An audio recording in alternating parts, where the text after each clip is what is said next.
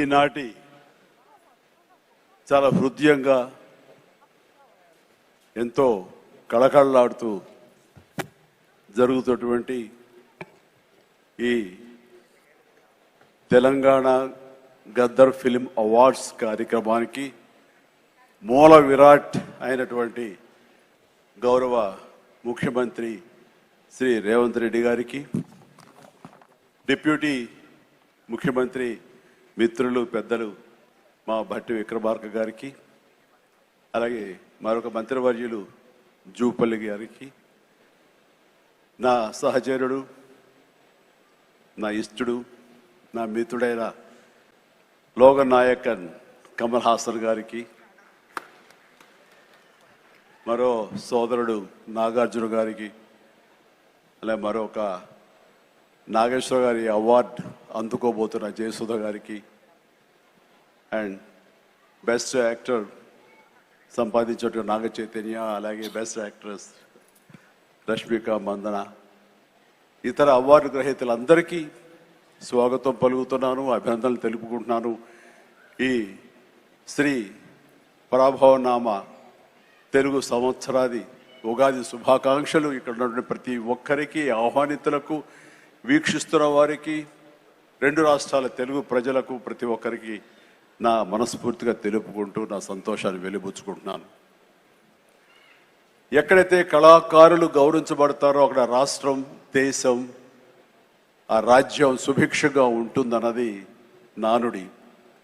దాన్ని సరిగ్గా అర్థం చేసుకుని ఒక సమయంలో కుంటిబడి ఉన్న, లేకపోతే నెగ్లెక్ట్ కాబడినటువంటి ఇదే ఫిలిం అవార్డ్స్ని ఆ యొక్క నానుడి అర్థం పరమార్థం గ్రహించి గౌరవ ముఖ్యమంత్రి గారు మళ్ళీ పునరుద్ధరించి కళాకారులు గౌరవించుకోవాలి, సినిమా యొక్క ప్రభావం ఎంత ఉంటుంది, దాని ప్రతాపం ఎంత ఉంటుంది, ఎంత ఇంపాక్ట్ ఇస్తుంది అనేది తెలుసుకుని ఎంతమందికి ఉద్యోగ అవకాశాలు ఇస్తాయి, ఎంతమందికి ఉపాధి కల్పిస్తుందనే దాని యొక్క ఆంతర్యం గ్రహించి మళ్ళీ దానికి పునర్జీవనం పోసి ఇదిగో ఈ రోజు ఇంత బాగా సజావుగా సాగడానికి, ఇంత హృదయంగా సాగడానికి, ఇంత అద్భుతంగా సాగడానికి కారణమైన వారికి ప్రత్యేకించిన మనస్ఫూర్తిగా నా ధన్యవాదాలు సభాముఖంగా తెలియజేసుకుంటున్నాను.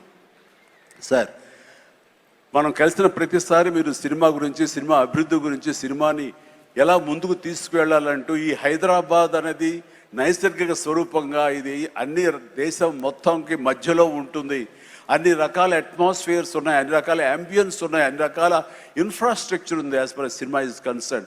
కాబట్టి ఇక్కడ ఒక తెలుగు సినిమా కాదు, లేదా దక్షిణ భారత సినిమా కాదు, భారతదేశ సినిమా అని ఇక్కడ కేంద్రంగా ఉంచడం, భవిష్యత్తులో ప్రపంచ దేశ సినిమాలను కూడా ఇక్కడ ఆహ్వానించేలాగా మనం అన్ని అభివృద్ధి చేయాలి, దానికి అవసరట్లుగా మేమందరం సమాయుత్తం అయ్యామంటూ దానికి ప్రత్యేకించి ఈ కార్యక్రమాన్ని, ఈ యొక్క దీన్ని బృహత్ కార్యాన్ని భట్టి గారికి అప్పచెప్పారు.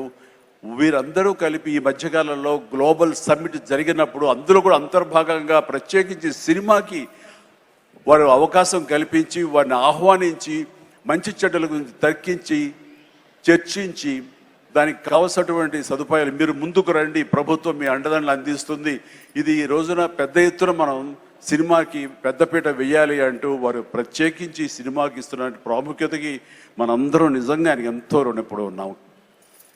ఎందుకంటే దీని యొక్క ఆంతర్యం, దీని యొక్క విలువ గ్రహించారు కాబట్టి కేంద్ర ప్రభుత్వం కూడా వేవ్స్ అని మన సాఫ్ట్ పవర్ని ప్రపంచ దేశాలకి తెలియచెప్పాలంటూ మన కల్చర్ కానివ్వండి, మన హెరిటేజ్ కానివ్వండి, మన సినిమా కానివ్వండి, మన క్రీడా కానివ్వండి, మన గ్రామీణకు సంబంధించినటువంటి ఆ వాతావరణం కానివ్వండి, మన ఆహారపు అలవాట్లు కానివ్వండి, ఇవన్నీ కూడా ప్రపంచ దేశాలకి తెలియజేస్తే కనుక దాని ఇంపాక్ట్ అంతా ఇంత ఉండదు. వాళ్ళని ఆకర్షించుకోగలిగితే కనుక ఆ రిజల్ట్ వేరు. అందుకనే కేంద్ర ప్రభుత్వం కూడా ఈ సాఫ్ట్ పవర్ యొక్క ఇంపాక్ట్ గ్రహించి దీన్ని వేవ్స్ అని మధ్యకాలంలో నన్ను కూడా అందులో భాగస్వామ్యం చేస్తారు, కమల్ హాసన్ గారు వీళ్ళందరినీ కూడా దాన్ని చూశారు. ఎందుకంటే వాళ్ళందరూ దాన్ని చవి చూశారు. కే పాప్ అని ఒక కొరియాకు సంబంధించి, దక్షిణ కొరియాకు సంబంధించినటువంటి ఒక కే పాప్ కానీ, కే సినిమా కానీ, అలాగే జపాన్కి సంబంధించిన యానిమే కానీ, ఇవన్నీ కూడా వాళ్ళ యొక్క కంట్రీ ఎకానమీని ఇంపాక్ట్ చేసి దానికి ఎంతో తోడ్పాటు అందించింది, వాళ్ళ జీడిపి పెరిగింది. కాబట్టి ఇది చాలా తేలిగ్గా సినిమా కదా, ఏముందిలే ఇందులో అనేలాగా తేలిగ్గా తీసుకోకుండా దీని యొక్క ప్రభావంతో మన రాష్ట్ర ఎకానమీ కూడా పెంచుకోవచ్చు. ఈ రోజున మన పేరు ప్రఖ్యాతులు కూడా తీసుకోవచ్చు. ఎక్కడ సరే ఇప్పుడు హాలీవుడ్ అంటే మనం ఒక అగ్రరాజ్యం గుర్తుకొస్తుంది. అలాగే ఇండియన్ సినిమా అంటే ఈ రోజున హైదరాబాద్, తెలంగాణ గుర్తుకు రావాలన్న ముఖ్య ఉద్దేశంతో మన ముఖ్యమంత్రిగా చేపట్టే బృహత్ కార్యక్రమానికి మనందరం చేదోడుగా ఉంటామని, ఇండస్ట్రీ మీ వైపు ఉంటుందని మనస్ఫూర్తిగా ఈ సందర్భంగా నేను తెలియజేస్తూ, మీరు ఎలాంటి ఆర్డర్స్ ఇచ్చినా సరే శిరసా వహిస్తూ ముందుకు తీసుకువెళ్తామని సందర్భంగా మీకు తెలియజేస్తాను. సార్, ఇక్కడ సందర్భం అసందర్భం అని తెలియదు కానీ మన పక్క రాష్ట్రం అయినటువంటి మనో తెలుగు రాష్ట్రం ఈ కళాకారుల పట్ల, ఈ సినిమాల పట్ల వాళ్ళని ఉత్సాహపరిచే దాని విధానంలో కొంచెం వెనకంజ వేసే ఉందనుకుంటున్నాను. కాబట్టి సినిమా వాళ్ళకి అతి దగ్గరగా ఉన్నటువంటి ముఖ్యమంత్రి గారు నారా చంద్రబాబు నాయుడు గారు, ఆయన కూడా దీన్ని ఇన్స్పిరేషన్గా తీసుకుని మరింత ప్రోత్సహిస్తే కనుక మీరు ఇచ్చే ఉత్సాహంతో ఎంతోమంది యంగ్స్టర్స్ ఈ రోజున మరిన్ని సినిమాలు చేస్తారు. ఆ సినిమా రెవెన్యూ కూడా మనకి కంట్రిబ్యూట్ అవుతుంది మన స్టేట్ ఎకానమీకి.